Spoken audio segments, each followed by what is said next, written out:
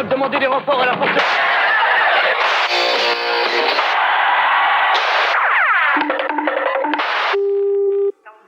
Histoire de la télévision vous propose ce soir et la télé inventa les explorateurs.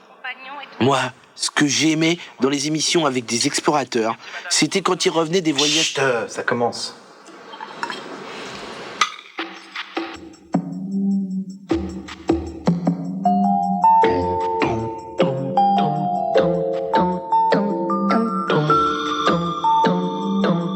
Amis d'aventure, bonsoir et bienvenue à Abang d'accord, où nous recevons ce soir un invité que vous connaissez bien, Étienne Sancel. Étienne, bonsoir. Alors, d'où nous venez-vous, Étienne, ou plutôt, on se connaît, on se tutoie à la ville, donc à l'écran aussi, d'où nous viens-tu, Étienne? Mais je reviens de la tribu des Tumbi, qui sont situés près du fleuve Zougouni, juste à la frontière du Glo. D'accord. Alors, moi le fleuve Zougouni, je sais où c'est, mais pour plus de clarté pour nos téléspectateurs, peux-tu nous dire où se trouve exactement le fleuve Zougouni? Précisément, Voilà. oups, voilà, le fleuve est ici, et les Tumbi sont là. Alors, Étienne, peux-tu en quelques mots nous raconter ton périple? Ouais, alors, donc nous sommes partis de Paris pour aller dans la capitale du Potobo, Kobebu. Puis ensuite de Kobebu, nous avons acheté une 404 pour aller jusqu'à Palokele. Puis de Palokele, nous avons poussé la voiture jusqu'à Mataboldadoum, donc qui était le but de notre voyage. Très bien. Je sais que tu as réalisé un film avec tes camarades là-bas. Je pense qu'on peut avoir des images. On me fait signe que oui. Alors, regardons tout de suite ces images et tu peux les commenter, Étienne. Je regarde ici. Alors là, nous sommes donc avec toute l'équipe, vous voyez dans la tribu des Tumbi. Alors, vous le voyez à Mataboldadoum, où vous pouvez constater les femmes et les hommes vivent nus.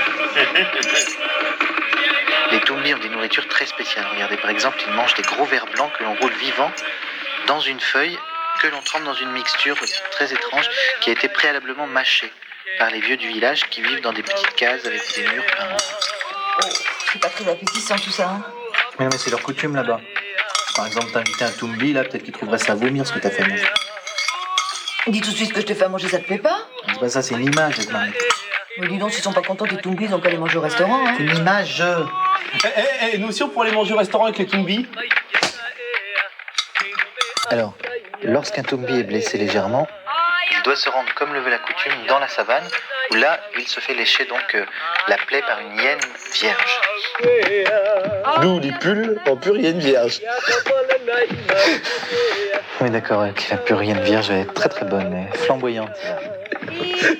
Je ne peux pas me faire continuer, Étienne. Continue. Alors, lorsque la blessure est plus profonde, ou plus grave, et à ce moment-là qui demande une amputation, on trempe alors le membre malade dans un bassin rempli de truites carnivores, que vous voyez ici, particulièrement voraces. Regardez, il ne leur faut que quelques secondes pour ronger une jambe. Voilà. Mais, Étienne, tu n'as pas rencontré de problème majeur pour tourner ces images? Basiquement, non. Non, puisque là-bas, c'est un pays où il fait toujours beau, et en plus, la nuit, nous dormions. Gilou, appelle les pompiers, ta mère se sent mal. Bon, vas-y toi, moi je regarde.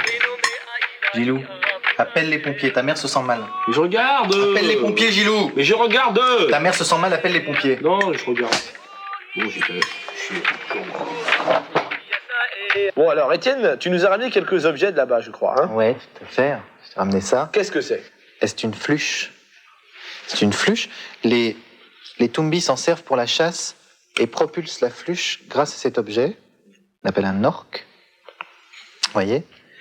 Et alors, le bout de la flûche est enduit d'un liquide, d'un venin très très puissant qui peut réellement foudroyer un dauphin à plein vol. Je vois, c'est un orque, une flûche, donc. Oui, tout à fait. Je vois très très bien comment ça marche. Oh purée, ils prennent des risques. Et mon fils qui devait faire de la télé. Et alors, il l'utilisait comme ça. Pas dans l'autre sens, là.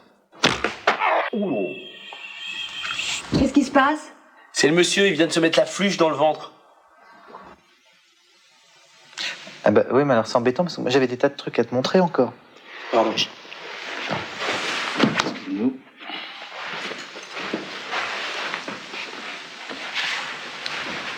Putain, René, regarde, c'est Raymond. Oh, il passe à la télé. Il est chier, Raymond.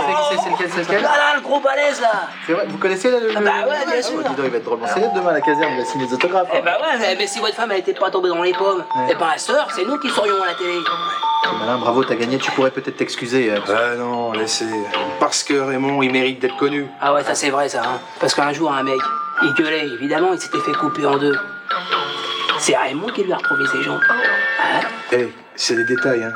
Mais quand les jambes bougent encore, faut être balèze pour les attraper sans froisser le tissu du pantalon. Ah ouais.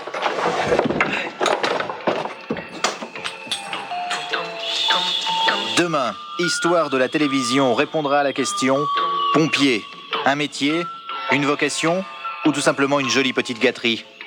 Bonsoir.